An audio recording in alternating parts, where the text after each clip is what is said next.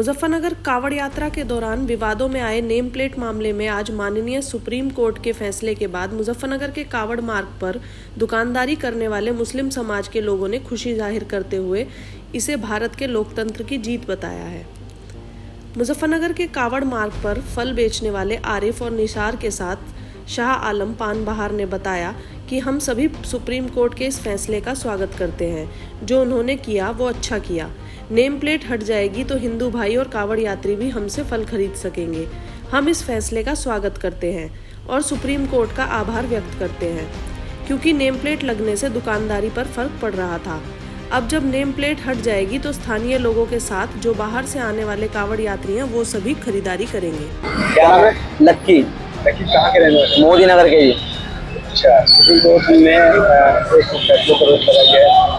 वो फैसला ये था कि कावड़ मार्ग पर किसी दुकान है जिससे नेम प्लेट लगा रखी है उसको डाल दी जाए। सही है, गलत है, रोक लगानी चाहिए जी इस पर। तो ऐसा किसी को ना लगाना चाहिए। नाम प्लेट तो सबकी दुकान है अपनी, वो तो सही है, हटाना चाहिए। यूँ कुछ ना ऐसा खाना। बहुत ऐतिहासिक फैसला है न्यायालय का, बहुत खुशी महसूस हो रही थी। बोर्ड हटा दिया है? हाँ जी, हटा दिया है। और 26 तारीख तक अभी तो ये बात की रखी गई है, क्या परमानेंट हट जाना चाहिए? परमानेंट हट जाने चाहिए जी। ये तो भेदभाव था। देखो काम पर किस तरीके का असर पड़ रहा था इस बोर्ड? हाँ, इससे प्रभाव पड़ रहा था, बहुत गलत असर पड़ रहा था कारोबार पे। घट गई थी दुकानदारी जी। घट गई थी जी। और जैसे बोर्ड हटा दिए गए हैं और कावड़ यात्रा चल रही है, वहाँ काम ठीक रहेगा? हाँ, इंशाल्लाह। मोहम्मद आसिफ है नाम में। आसिफ क्या काम करते हैं? ठेली लगाता हूँ भैया, फ्रूट की ठेली है। क्या बेच रहे हैं आजकल? आम बेच रहे हैं लंगड़े का। अच्छा, आदेश आया था कि सभी अपने अपने ठेलों में नेम प्लेट लगाएंगे, इसको लेकर काफी बवाल हुआ। तो लगाई है हमने भैया, नेम प्लेट लगा रखी है। कई आपने भी सुप्रीम कोर्ट का आदेश आया है कि फैसले पर रोक लगा दी। आदेश सुप्रीम कोर्ट ने अच्छा लिया, फैसला लिया है। उसके सुप्रीम कोर्ट से सहमत है हम उसके फैसले से। अच्छा फैसला लिया है उसने। क्या आपने लिखा भी है मोहब्बत की दुकान? जी, क्या कारण है? मोहब्बत की दुकान है, कोई भी आए।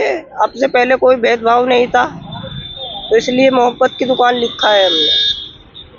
कुछ प्रभाव पड़ा है इन दिनों में जो ठेली लगाई है आपने, वह आपने काम पे आपने? कुछ लोगों में है ये मामला जो प्रभाव पड़ता है इस चीज का। अन्य वही है 2-3% मामला दुकानदारी पे फर्क पड़ा है। थोड़ा बहुत 2-3% दुकानदारी पे फर्क पड़ा। कुछ है वैसो। सुप्रीम कोर्ट का आदेश आने के बाद में नेम प्लेट को लेकर के आप लोगों ने क्या हटा दिए? जी, हटा दिए हैं। कैसा महसूस कर रहे हैं जो आदेश सुप्रीम कोर्ट में आया, क्या कहेंगे इस बारे में? सुप्रीम कोर्ट का हम शुक्रिया अदा करते हैं और बहुत अच्छा लग रहा है। सुप्रीम कोर्ट ने हमारे हक में फैसला करा है।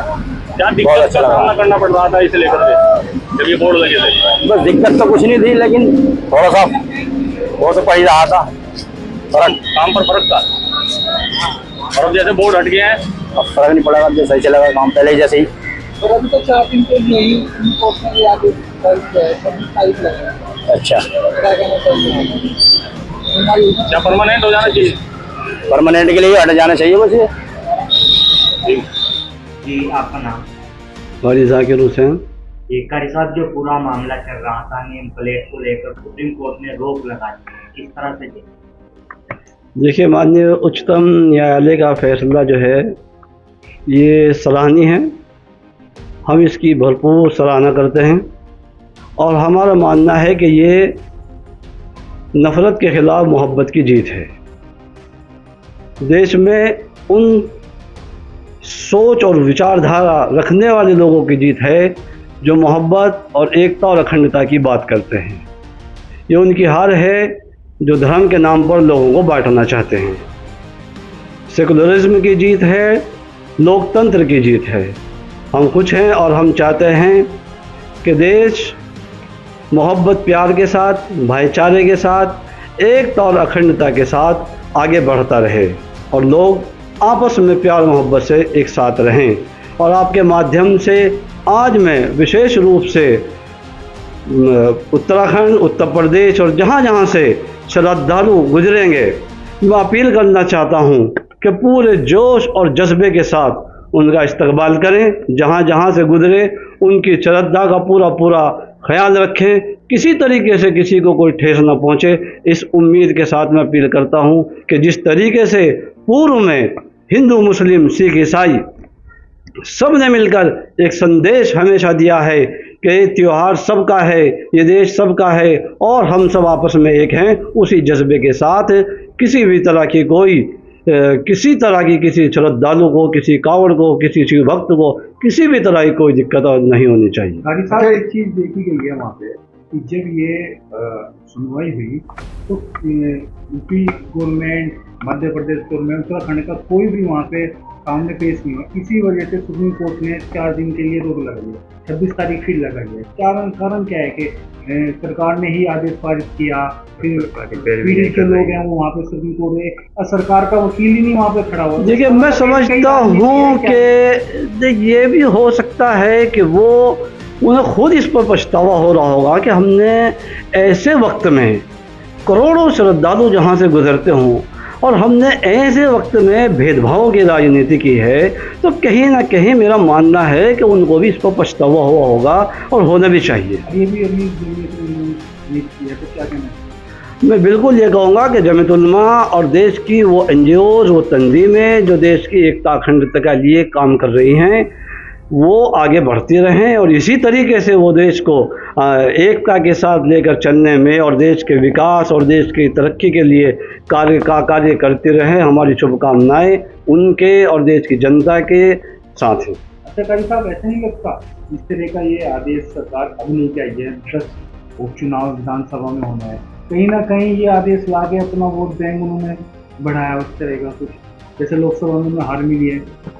देखिए, मैं समझता हूं कि लोकसभा में जनता ने एक परिणाम दिया कि ये सब नहीं चलेगा। अब ऐसे मौके पर माननीय उच्चतम न्यायालय ने एक आदेश दे दिया, तो इससे ये बात बिल्कुल साफ तौर पर समझ में आ जाती है कि भेदभाव की राजनीति बंद करनी चाहिए।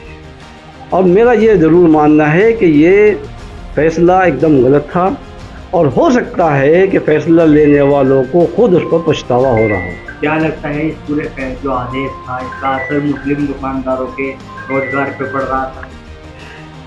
अभी आपने देखा होगा मुजफ्फरनगर में एक वीडियो, नरगिस नाम की लेडी जो चाय की दुकान चलाती है, शिव भक्त हैं वहाँ, वो अपना इंटरव्यू दे रहे हैं कि हम खुश हैं और यहाँ किसी तरह का हमें इस बात से कोई मतलब नहीं है कि चाय बेचने वाली लेडी मुस्लिम है या हिंदू है। उन्होंने कहा कि वो हमारे लिए व्यवस्था करती है, बैठने का इंतज़ाम करती है, अच्छा पानी का इंतज़ाम करती है, अच्छी चाय पिलाती है। उनका शिव भक्तों का उद्देश्य से केवल अपनी यात्रा पर और वो धार्मिक जज्बे के साथ चलते हैं।